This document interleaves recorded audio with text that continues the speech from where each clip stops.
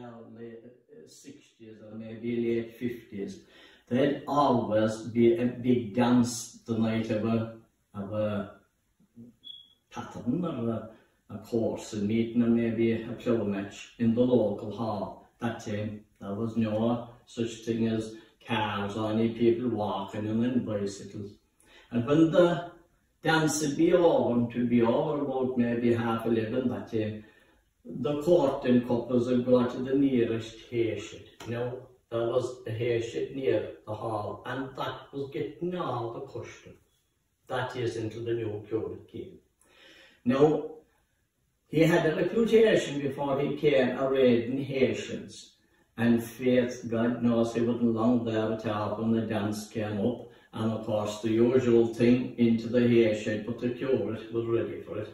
And he arrived and read it, and the people in the Haitian brand, they left their caps after them, they left their flash lamps, bicycle pumps, scarves.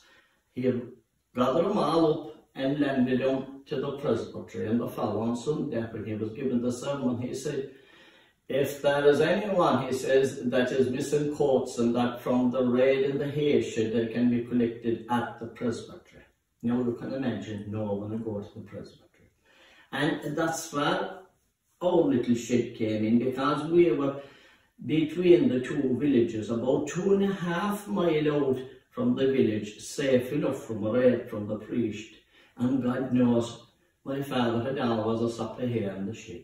And when one got in it, they all got in it. And no time at all, the shed just be full of the courting couples who never danced beyond. And my mother got very clever at identifying the things that he'd be left in the shed after the night. My father would come in with a glass of stuff. He might have a camp or a flash lamp and maybe a handkerchief or something like that.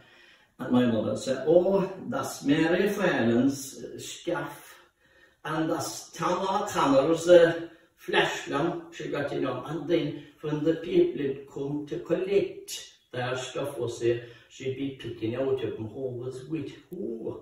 And my mother would be, after a bit, she'd say, oh, there'd be some fellow that was with someone, and that was a new kind of a pairing, and she'd say, I know will anything come of it. And then they'd have the tea, and there'd be a big discussion.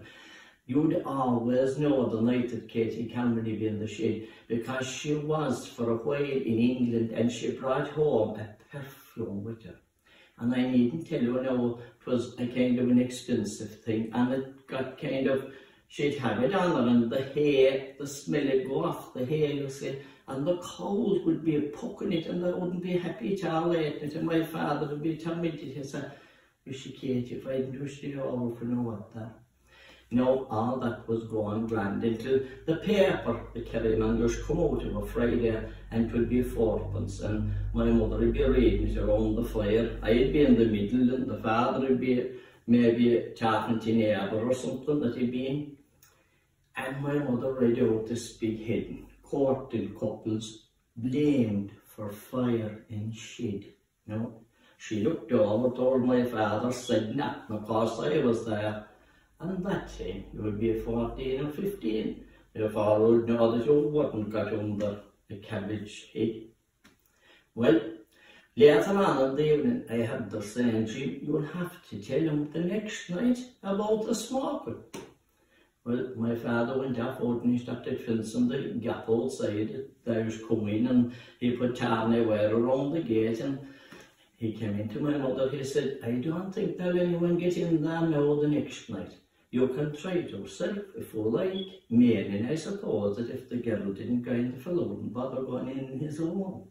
Well, the night anyway leading up to the dance, it was on a Sunday night, and there was a bit of tension around the house. My mother was expecting what kind of would I come to the place, and my father was saying, because he didn't want to be going out, telling him not to be there. And anyway, I was sent to be there, but I knew there was something happening. So, my mother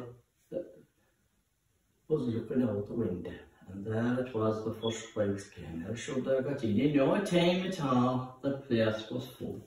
She said to my father, I better go and tell him about the smoking. Well, the man who opened the door, it was like we'd be going to the gallows now the way he was going out. And of course, the people in the shed knew him, and they shouted down, "Jim, you're out late, hello, coal cabin."